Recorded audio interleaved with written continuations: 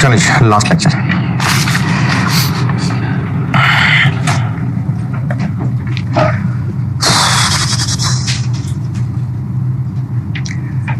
अच्छा, एक ना छोटा सा सवाल इसी से अगला होगा, क्वेश्चन 9। ये एक पुराना सा सवाल था, उसमें ये कैलकुलेशन मुझे मजे की लगी थी, तो वो मैंने पुराना सवाल तो अजीब सा था वो छोड़ के, तो ये एक उसमें से टुकड़ा निकाल के एक छोटा सा सवाल बना दिया। क्वेश्चन 9 होगा, एक छोटा सा सवाल है 5 नंबर का। ये कर दें, छोटी सी कैलकुलेशन है, मजे की कैलकुलेशन है, कर दें।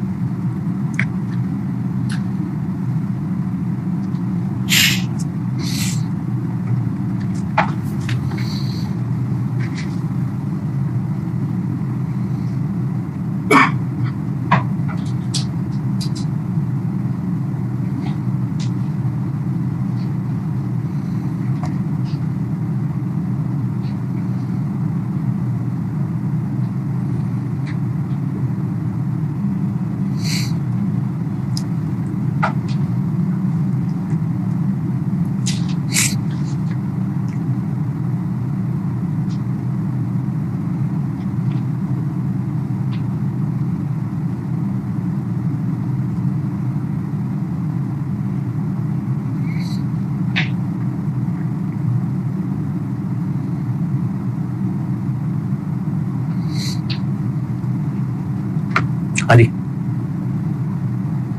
डन, पूछना।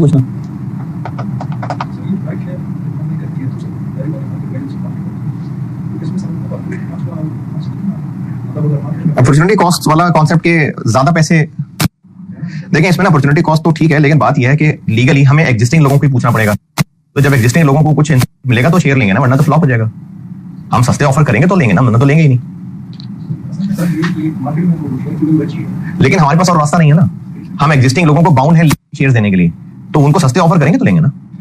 अच्छा, ये जो अभी मैंने सोर्सेज ऑफ फाइनेंस वाला चैप्टर पढ़ा रहा हूँ ना, ये मैंने कल भी जिक्र किया था, आईकैप की बुक जरूर रीड करिएगा। तो आईकैप की बुक में ना ये चैप्टर सोर्सेज ऑफ फाइनेंस के नाम से ही है, जिसमें डेट और इक्विटीज के फजाइल लिखे हुए हैं, डेट के क्या फायदे हैं, एडवांटेज क्या होगा, डिसएडवांटेज क्या होगा, तो ये जरूर रीड करिएगा जरूर।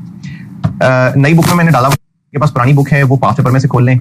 जून 23 में आए, जून 2023,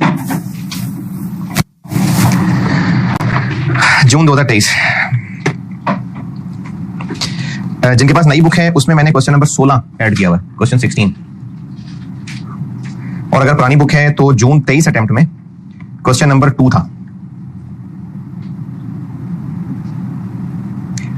अच्छा, अगर तो मेरी बुक में देख रहे हैं तो मैंने तो ऑलरेडी कट पेस्ट किया हुआ है। अगर पास पेपर खोलेंगे तो क्वेश्चन 2 को 1.5 पेज गुजारने के बाद पार्ट ए रिक्वायरमेंट 15 नंबर जब खत्म हो गई ना, उसके बाद से पढ़ना है सवाल। मैंने बुक में ऑलरेडी रेलिवेंट पोर्शन ही डाला हुआ है। अगर आप ओरिजिनल पास पेपर से पढ़ रहे हैं तो उसमें क्वेश्चन 2 का को 1.5 पेज गुजारने के बाद जब पार्ट ए की रिक्वायरमेंट आ जाएगी 15 नंबर, उससे नीचे रेजिंग न्यू फाइनेंस, यहां से पढ़ना शुरू करिएगा। और मेरी बुक में से देख रहे हैं तो पढ़ लें, सवाल करता हूं डिस्कस।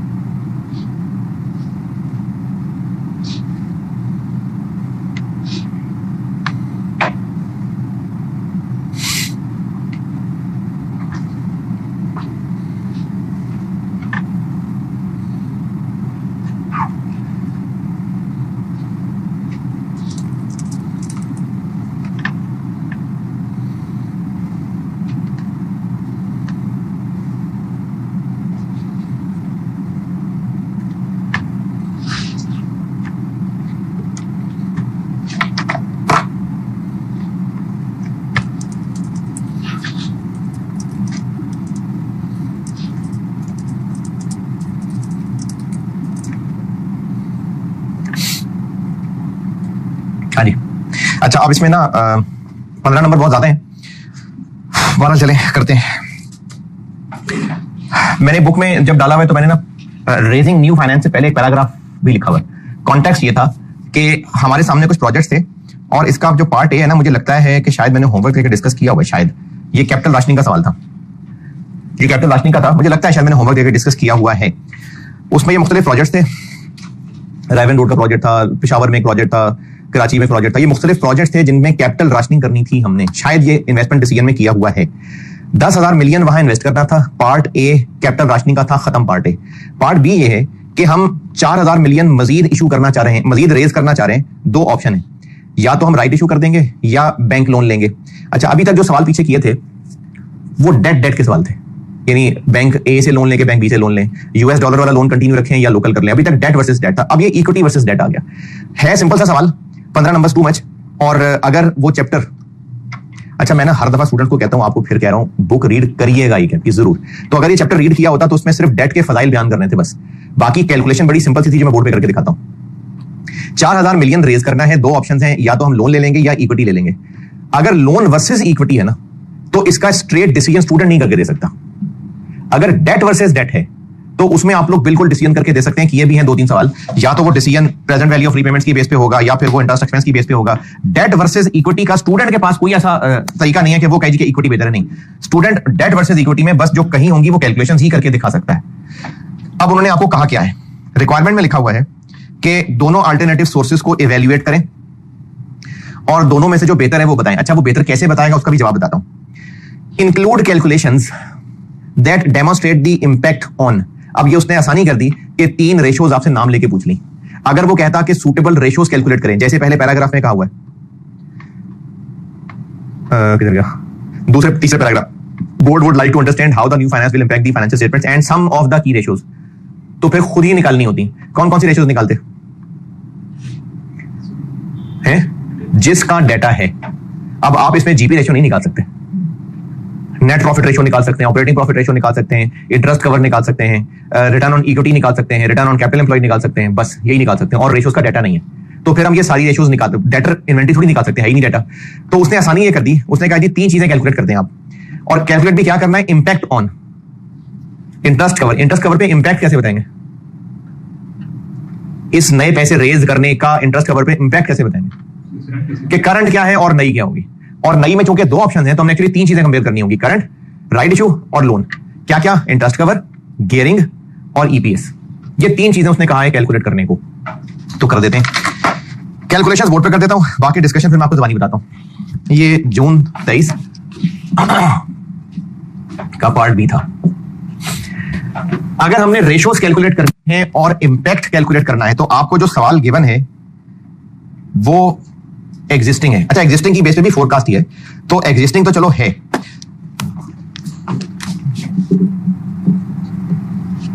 एक ऑप्शन है राइट इशू की और एक ऑप्शन है लोन की। क्योंकि रेशोज निकालनी है और वो रेशोज आप इस इनकम स्टेटमेंट और जो एसओएफपी का डाटा दिया है इससे ही निकाल सकते हैं, तो वो फिगर्स तो सामने लाए ना। एक्सट्रैक्ट्स एसओसीआई के क्या है जी, ऑपरेटिंग प्रॉफिट कितना 1560 रुपीज मिलियन है, 1000 है मिलियन। इसके बाद क्या है, इंटरेस्ट। अब इंटरेस्ट के अंदर ये दोनों वही रहेंगे, ये चेंज हो जाएगा। कितना है अभी 4020 4020, ये चेंज हो जाएगा। ये कितना आएगा, इसमें नया वाला भी ऐड हो जाएगा। अच्छा, नया वाला ऐड करने के लिए आपको पहले ये निकालना पड़ेगा कि हम कितना पैसा रेज करने वाले हैं, 4000 मिलियन। लेकिन एपीवी में ये बात सिखाई थी जो यहां लिखी हुई है कि हम 4000 से ज्यादा रेज करेंगे। क्यों, इशू कॉस्ट। तो हम लोग रेज करेंगे 4000 में 3% कवर रखना है। कितना रेज करेंगे, 41, इतना मिलियन हम रेज करेंगे। और इसलिए इंटरेस्ट कॉस्ट हमारी जो पहले थी वो तो होगी ही होगी, साथ 4124 का 10% ऐड हो जाएगा।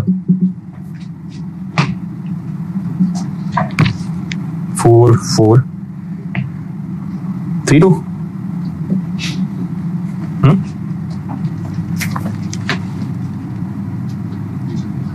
4432 है, 4432। अच्छा, इसके बाद इनकम स्टेटमेंट में क्या है देखें, पीबीटी आ गया, ये कितना 11540, 11540 जी, 11128।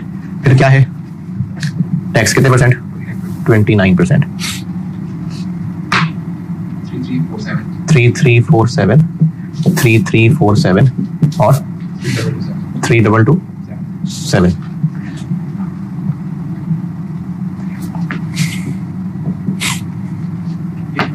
एट वन नाइन थ्री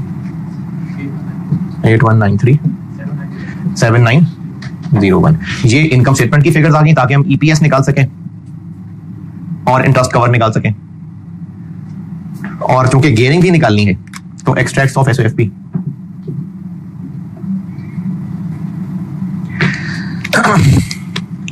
जरूरी नहीं कि आप उतनी डिटेल्ड बनाएं, ये 2 लाइनें ही काफी हैं। इक्विटी कितनी अभी,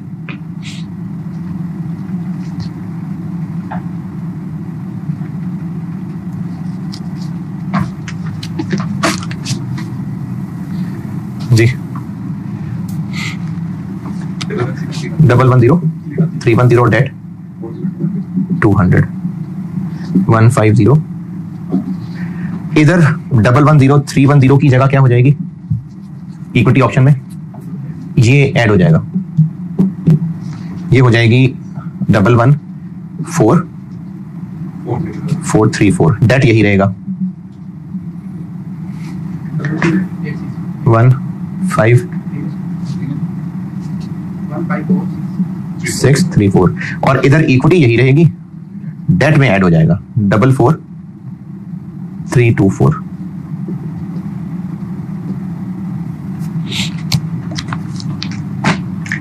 ये फिगर्स निकालेंगे तो फिर हम लोग इंटरेस्ट कवर और गेयरिंग और ईपीएस कैलकुलेट करेंगे। वो हो गया ना कवर।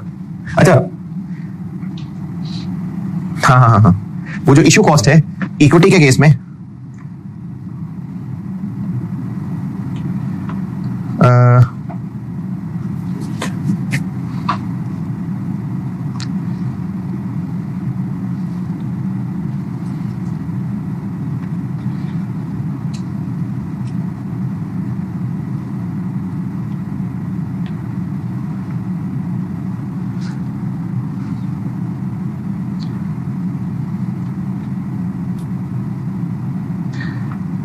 हाँ वैसे इक्विटी में कमी लेनी चाहिए थी, एक्सपेंस नहीं, इशू कॉस्ट जो ना प्रीमियम में से नेट होती है। अगर इक्विटी हो ना तो इशू कॉस्ट प्रीमियम को कम करती है, तो हाँ सोल्यूशन में चीज इग्नोर हुई है, प्रीमियम में से लेस होना चाहिए, क्योंकि डेट में तो लोन अमाउंट में ऐड हो गया और वो अमाउंटाइज कॉस्ट में कवर हो जाएगा। इक्विटी में हाँ लेस होना चाहिए था, इशू कॉस्ट बिल्कुल लेस होनी चाहिए थी। ये जो 124 है ये प्रीमियम में से लेस होनी चाहिए थी,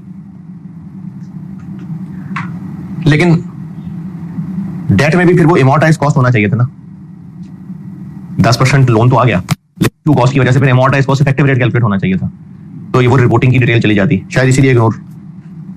अब हमने रेशियोज निकालनी है, रेशियोज निकालने के इसी से आगे चल रहा हूं, रेशियोज निकालते हैं जो जो उसने कही है, एग्जिस्टिंग, इक्विटी ऑप्शन और डेट ऑप्शन। क्या क्या कहिए, इंटरेस्ट कवर, इंटरेस्ट कवर होती है पीबीआईटी ओवर इंटरेस्ट, तो पीबीआईटी वो है ऊपर वाला 15560 डिवाइडेड बाय 4020, 15560 डिवाइडेड बाय 4020 और 15560 डिवाइडेड बाय 4432।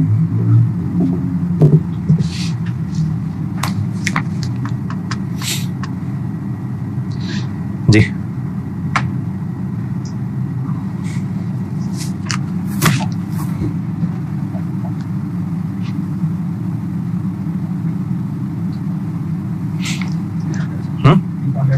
3.87 3.87 3. ये कवर। दूसरी चीज उसने कही है गियरिंग रेशियो, और गियरिंग के लिए फार्मूला कौन सा कहा है, डेट ओवर इक्विटी भी होती है और डेट ओवर टोटल भी होता है। डेट ओवर टोटल कहा है, तो गियरिंग हो गई 40,200 divided by 150, 510, 40, 200 divided by 154, 634, 44, 324 divided by 154, 634 जी 27%।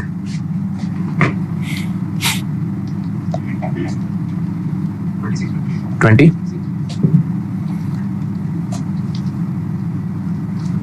29%। और तीसरी क्या चीज के लिए?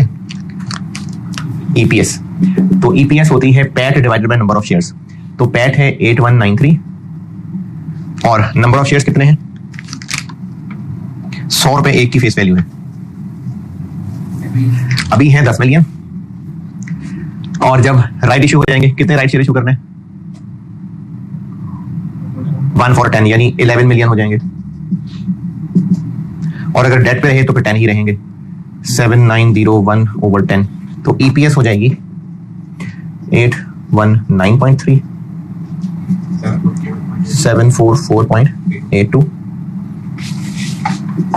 790.1। ये हो गई कैलकुलेशंस। अब करते हैं इवैल्यूएट।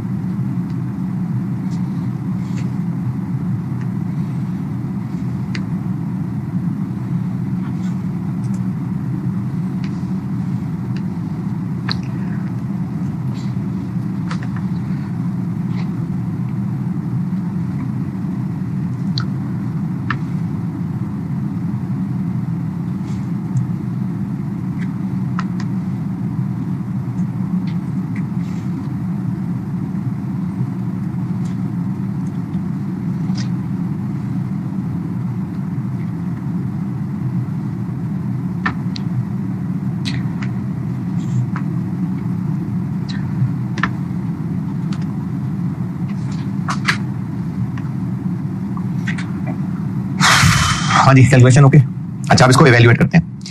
अगर वो सवाल वाला ये कहता ना कि दोनों के अपने अपने फायदे बता दें, बस वैसे ही कहता कैलकुलेशंस कर दें और दोनों के फायदे बता दें, तो वैसे तो आप आईक्यू की बुक से पढ़ेंगे तो अच्छी बात है, लेकिन चले नहीं भी पढ़ा, इक्विटी ऑप्शन के क्या क्या फायदे होंगे जनरली?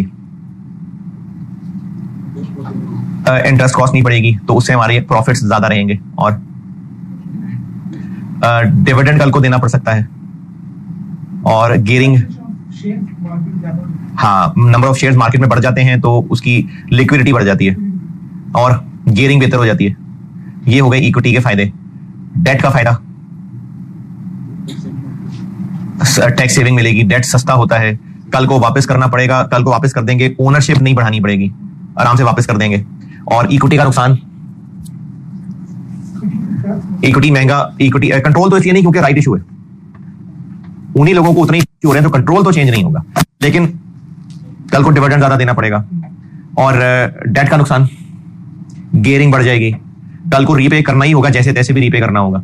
तो ये इनके जनरल फायदे नुकसान हो गए। लेकिन उसने कहा है इवैल्यूएट और रिकमेंड, तो कोई तो मशवरा बताना पड़ेगा, और हमारे पास जो डाटा अवेलेबल है हम उसी से ही मशवरा बता सकते हैं। तो ईपीएस डेट ऑप्शन पे ज्यादा हो रही है, लेकिन गियरिंग भी ज्यादा हो रही है, इंटरेस्ट कवर भी कम हो रही है, तो हम इनकी बेस पे कोई कंक्लूसिव आंसर नहीं दे सकते। तो हमें इसका यही आंसर देना पड़ेगा जो डेट के फायदे बताएं, कि चूंकि डेट एक चीपर सोर्स ऑफ फाइनेंस है, वैक कम होता है, उसकी वजह से वैल्यू ऑफ बिजनेस बढ़ती है, तो इसलिए डेट रिलेटिवली बेहतर सोर्स ऑफ फाइनेंस होता है इक्विटी से। आल्दो के स्टूडेंट के पास कोई ऐसा है नहीं टूल के वो फायदा, और आप आईक्यू ट्यूशन देखेंगे तो उन्होंने भी कोई लंबी साइंस नहीं बताई है, चूंकि ये सस्ता है और कोई गियरिंग पे बहुत ज्यादा फर्क भी नहीं पड़ने लगा, यानी बहुत ज्यादा खराब भी नहीं गियरिंग होने लगी, या तो 70-80% पे चली जाती, को बहुत ज्यादा फर्क भी नहीं पड़ने लगा, और एक सस्ता सोर्स ऑफ फाइनेंस भी है, तो उससे वैक इन कम होगा और बिजनेस की वर्थ बढ़ेगी, तो इसलिए डेट रिलेटिवली बेहतर है। इतना कोई आंसर कर सकते हैं क्योंकि उसने कहा है कि रिकमेंड कर दें सूटेबल, वरना स्टूडेंट के तौर पे कोई ऐसा टूल आपके पास नहीं है ये बताने को, मैनेजमेंट नहीं सोचना होगा कि इक्विटी पे जाना है कि डेट पे जाना है। बाकी उसने दोनों सोर्सेज को इवैल्यूएट करने को कहा था, तो फिर नंबर ज्यादा हैं तो फिर दोनों के अलग अलग, जैसे मैंने एडवांटेज डिसएडवांटेज बताए हैं, वो फजाइल फिर बताने पड़ेंगे। ये है जून 23। अच्छा, एक और सवाल, वो मुझे इक्विटी शुरू करने से पहले उसका जिक्र करना चाहिए था, मुझे जिक्र कर देता हूं, डिस्कस नहीं करा, बड़ा आसान सा सवाल है, वो आपने खुद ही करना है। नई बुक में तो डाला हुआ है मैंने क्वेश्चन 17, पुरानी बुक है तो आपको अटेम्प्ट से ही देखना पड़ेगा। चेक कर लें एक बार, सिर्फ बात सुन लें ताकि आपको नजर आ जाए सवाल। दिसंबर 23 अटेम्प्ट का सवाल है। मैंने बुक में क्वेश्चन 17 डाला हुआ है। ये डेट का है, ये मुझे पहली बात बोलनी चाहिए थी, मिस हो गई थी। इक्विटी शुरू करने से पहले मुझे कहना चाहिए था। डेट का सवाल है, बुक में मैंने क्वेश्चन 17 डाला हुआ है, और अगर आप पुरानी बुक देख रहे हैं तो उसमें नहीं था, तो आप अटेम्प्ट देखिए, दिसंबर 23 अटेम्प्ट। दिसंबर 23 अटेम्प्ट में क्वेश्चन 5 था। ये मैं कॉस्ट ऑफ कैपिटल वाले चैप्टर में भी डाल सकता था, लेकिन मैंने इस चैप्टर में डाला इसको।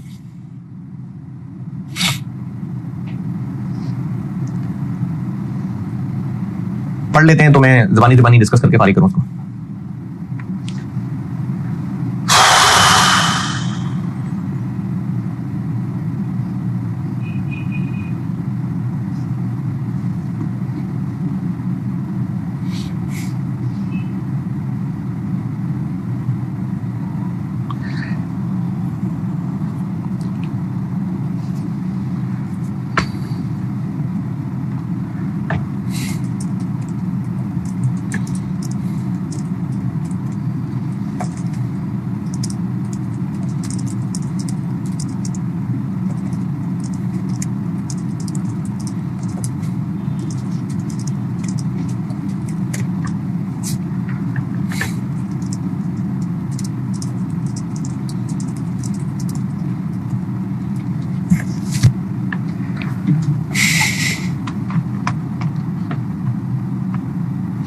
अच्छा, जो पांच पेपर से देख रहे हैं सवाल, अगर देख रहे हैं तो पार्ट ए तक बस।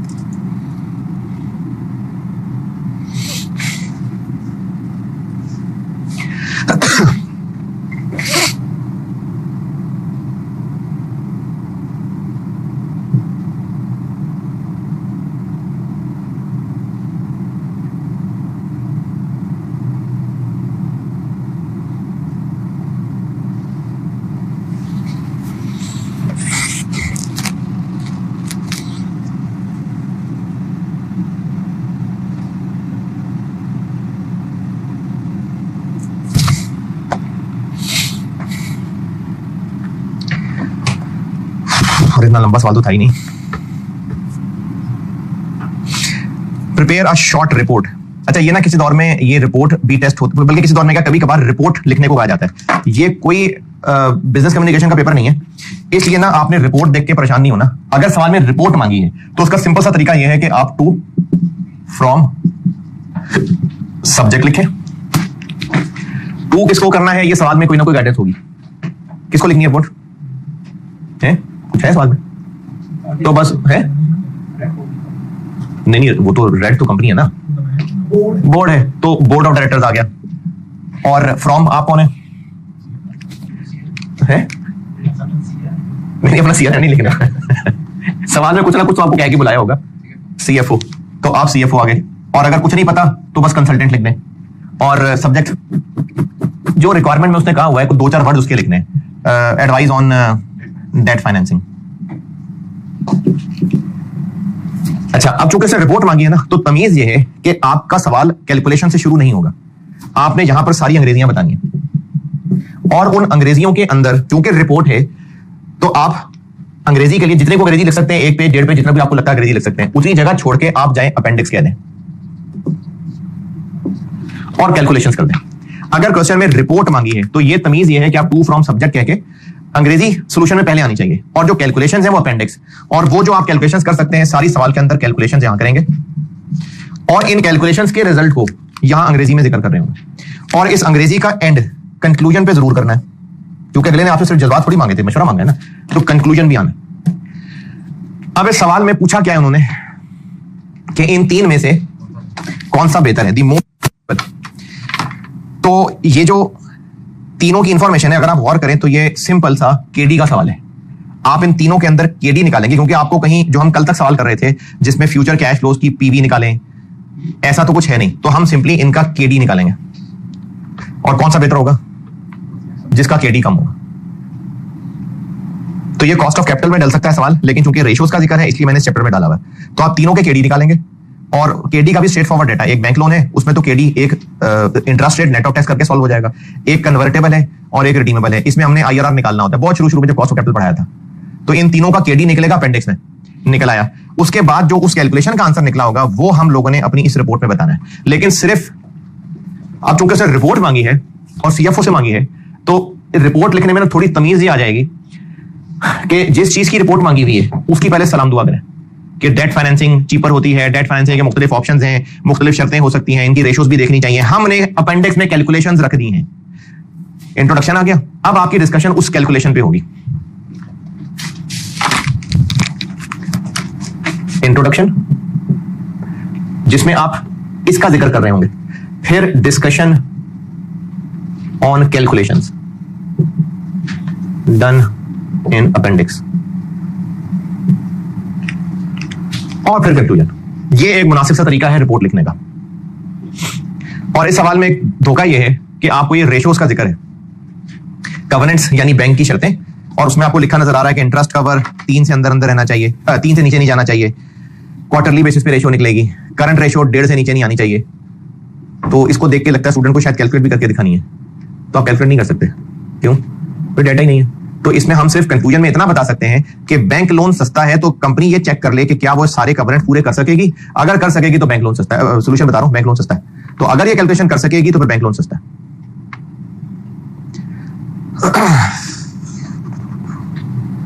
हाँ जी, ओके, अच्छा जी, अब आप आइए। Do not go beyond this confirm.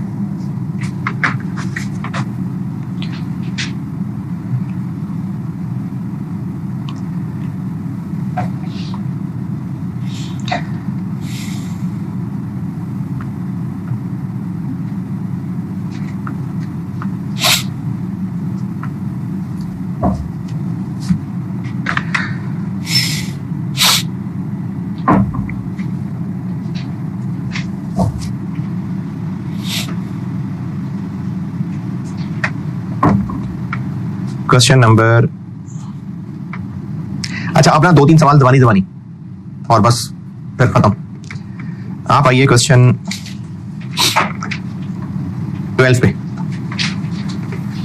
Winter 2012 का सवाल है, एबीएम पढ़ें। मैं बस जबानी डिस्कस कर रहा हूं और उसका सोल्यूशन देख लेंगे।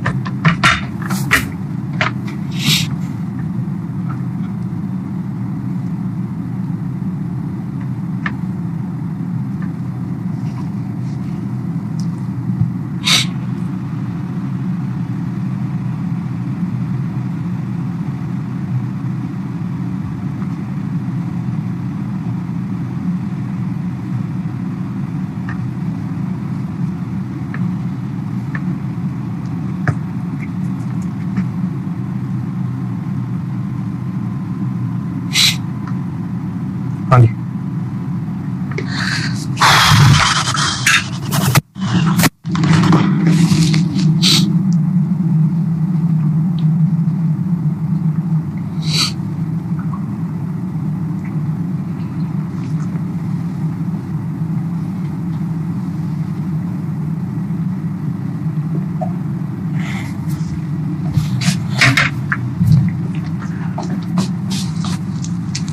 अच्छा,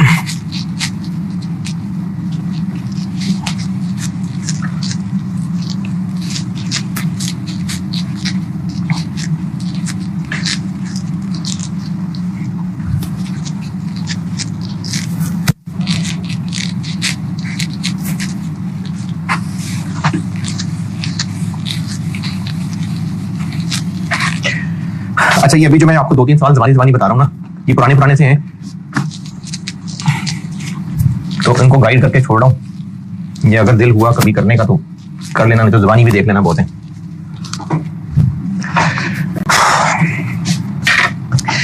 1 जनवरी 2013 से हमें 6000 मिलियन रेज करके इन्वेस्ट करने हैं।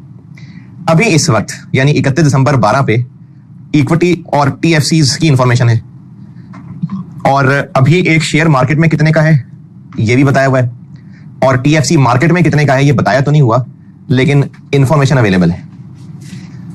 रिक्वायर्ड ये है पार्ट ए कि हम इक्विटी और डेट से कितने कितने पैसे रेज करें। अब ये सवाल कैसे आंसर होगा? पहले पैराग्राफ में लिखा हुआ है कि मैनेजमेंट ये चाहती है कि जब 6000 मिलियन रेज कर लें तो रेज करने के बाद, यानी रेज 60-40 रेशो में नहीं करना, रेज करने के बाद इक्विटी और डेट 60-40 की रेशो में आ जाएं।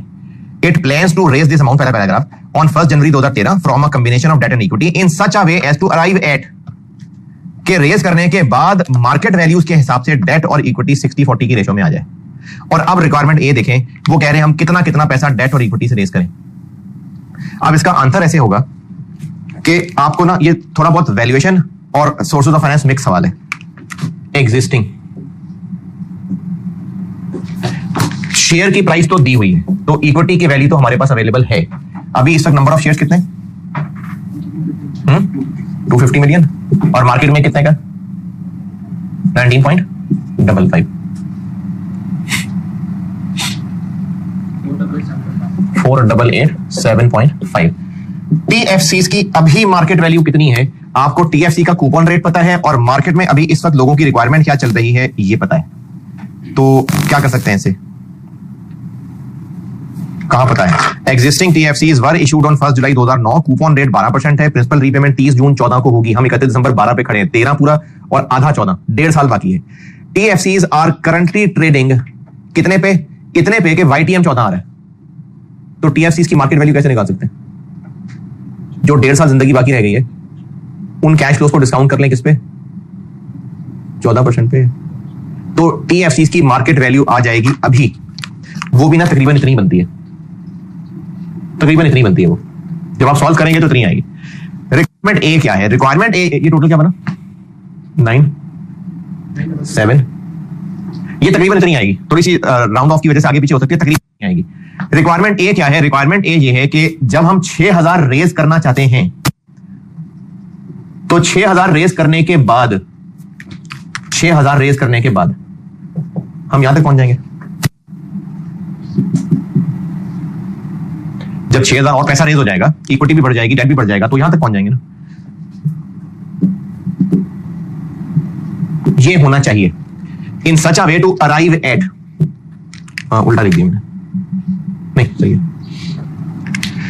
ये पहले पैराग्राफ की अंग्रेजी लिखी है मैंने कि जब हम 6000 मिलियन रेज कर लेंगे तो रेज करने के बाद हम इस शक्ल पे पहुंचने चाहिए। कितना डेट, कितनी इक्विटी? ये 6314, हाँ जी 10 9466। पार्ट ए क्या पूछा है? कितना डेट और कितनी इक्विटी रेज करनी है। हम यहां हैं, यहां तक पहुंचना है, तो डिफरेंस ले ले।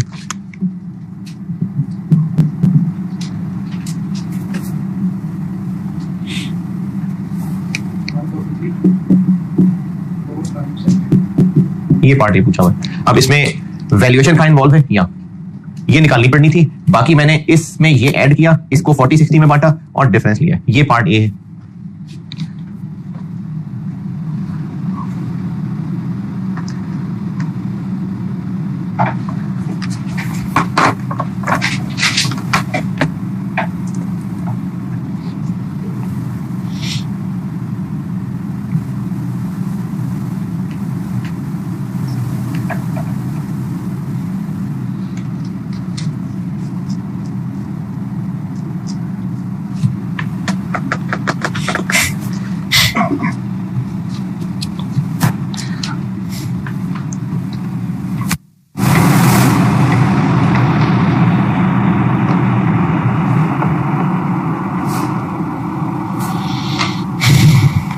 हाँ जी, पार्ट ए। अच्छा, पार्ट बी में उसने कहा है, बल्कि पार्ट बी से पहले दूसरे पैराग्राफ पे आए। ABM plans to offer shares at 80% of their market value. क्या मतलब? 19.55 तो मार्केट वैल्यू है, लेकिन हम नए राइट्स इशू करना चाह रहे हैं 19.55 के 80% पे। Part B, compute the number right shares to be issued. ये कैसे निकालें?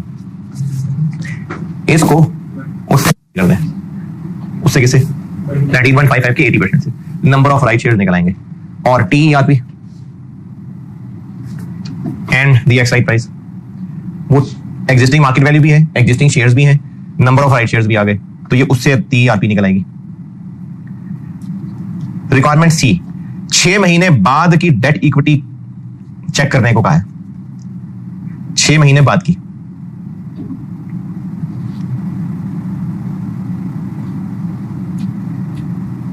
छह महीने बाद वाईटीएम चेंज हो जाएगा, तो क्या करें फिर?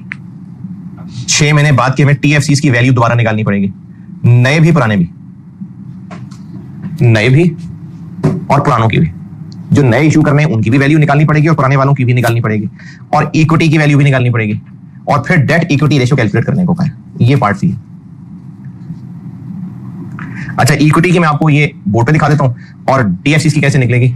पुरानों की जिंदगी का 1 साल रह गया होगा, 30 जून 13 पे खड़े होके पुरानों की लाइफ का 1 साल रह गया होगा, और जो नए इशू करने हैं, नए कितने इशू करने हैं, कितने साल वाले जी? 5 साल वाले, क्योंकि लिखा हुआ है all other terms and condition would remain the same. हमने पुराने वाले जो जुलाई 9 में इशू किए थे, 30 जून 14 पे खत्म होने थे, 5 साल वाले, तो नए भी 5 साल वाले ही इशू होने होंगे।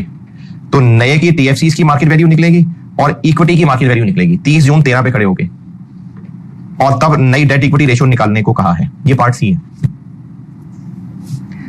अच्छा, इक्विटी की वैल्यू ना आप एक लंबे तरीके से बिल्कुल निकाल सकते हैं, पी रेशियो मेथड लगाना पड़ेगा। एक लंबा तरीका है, लेकिन एक छोटा सा तरीका बताता हूं जो इस सवाल में चल जाएगा। 6310 राइट इशू करने के बाद इक्विटी की वैल्यू होगी, और वो वैल्यूएशन का मेथड कौन सा चेक कर रहा है आपसे? P ratio. कैसे पता? भाई कह रहा है पी रेशियो बढ़ जाएगी, तो राइट इशू के जस्ट बाद, यानी नया प्रोजेक्ट शुरू करते हुए इक्विटी इतनी होगी 1 जनवरी 13 को, ये इक्विटी होगी इतनी। और वो आपसे अगर पी रेशियो की वैल्यू कह रहा है, इसका मतलब है कि ये निकली हुई है अभी वाली पी और अभी वाले पैड से, ये राइट इशू के बाद की वैल्यू है। और अगर वो पी रेशियो की वैल्यूएशन टेस्ट कर रहा है, इसका मतलब ये भी फिर इसके मुताबिक ही निकली हुई है। क्या चेंज कह रहा है वो आ जाएगी कितना? और पी 1.0, तो ये दोनों मल्टीप्लाई हुए हैं, तो ये बना है। नई इक्विटी कितनी आ जाएगी? दिस इंटू 1.05 इंटू 1.15, तो ये नई इक्विटी की वैल्यू निकल आएगी, और टीएफसीज की वैल्यू निकालने के लिए आपको 13% पे डिस्काउंट करना पड़ेगा।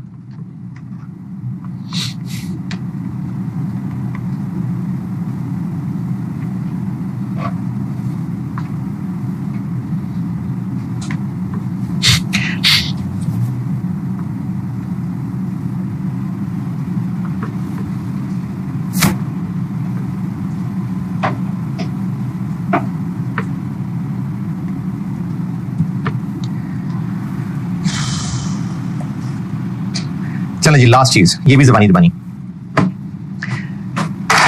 इस चैप्टर के ना पहले पेज पे आ जाए, इस चैप्टर के पहले पेज पे। नहीं सॉरी, अच्छा हाँ, एक चीज और देख लें। ये आईकेएप की बुक में एग्जांपल ना डली होती तो मैं भी लिफ्ट ना कराता इसको।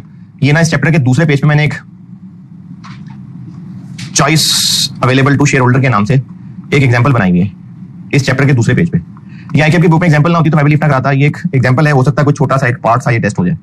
ये पढ़ के देख लें, इस चैप्टर के दूसरे पेज पे choices available to shareholders कह के मैंने एक डब्बा बना के एग्जांपल लिखी हुई है, पार्ट ABC। ये पढ़ लें।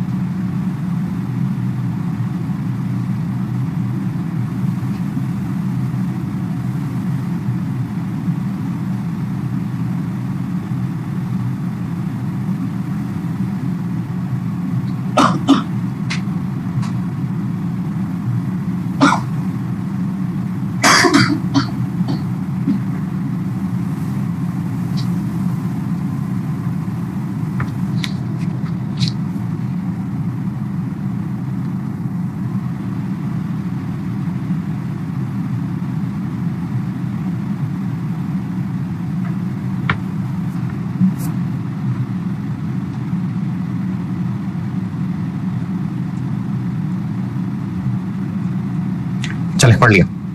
इस चैप्टर के चौथे पेज पे आए।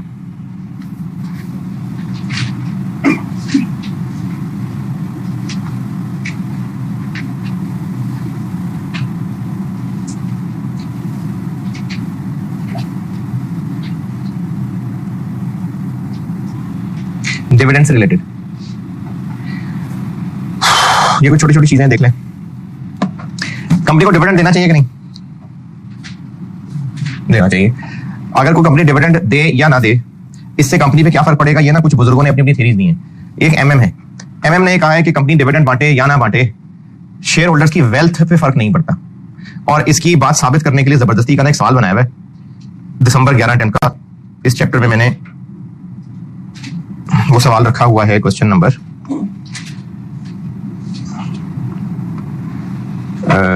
11 13 क्वेश्चन 13। ये आपने कभी देखना हो तो जबानी दबानी देख लीजिएगा। एक जबरदस्ती का सवाल बनाया हुआ है।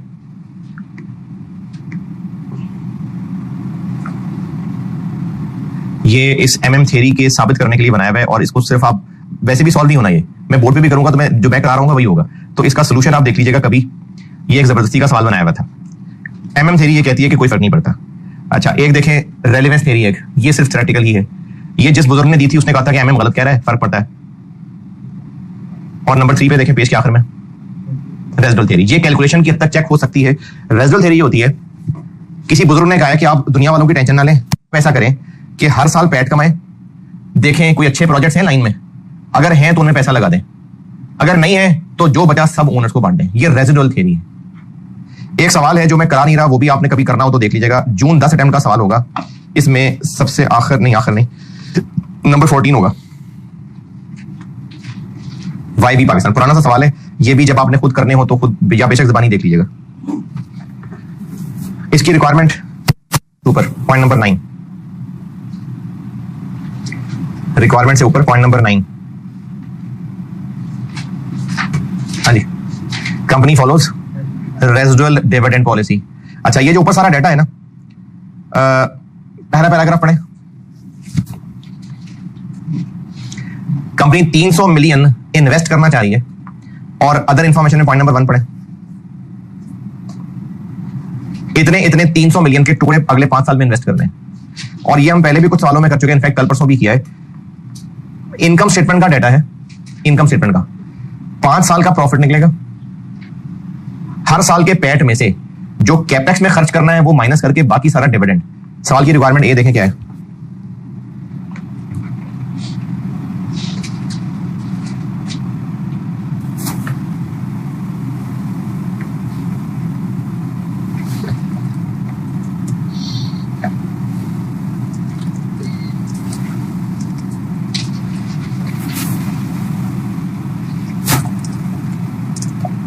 हाँ जी, तो हमें इस सवाल में ना 5 साल की इनकम स्टेटमेंट का डाटा अवेलेबल है। 5 साल के पैट निकलेगा, उसमें से कैपेक्स माइनस होगा और जो बाकी बचा करेगा वो हम कहेंगे इतना डिविडेंड बांट दें। ले जी, बस बीएफडी खत्म।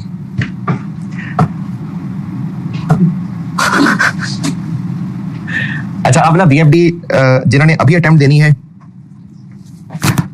या बाद में भी देनी है, तो आपको ना मुखलिस मशवरा ये है कि आप अपने ऊपर ये मत भरोसा करना कि कंप्यूटर में मुझे टाइप तो करना आता ही है तो पेपर में मैं हैंडल कर लूंगा। नहीं, आप अभी से सारी की सारी तैयारी सवालों को करने की कंप्यूटर पे करें, और वो भी वो जो एग्जाम वाला पोर्टल है ना उस पे।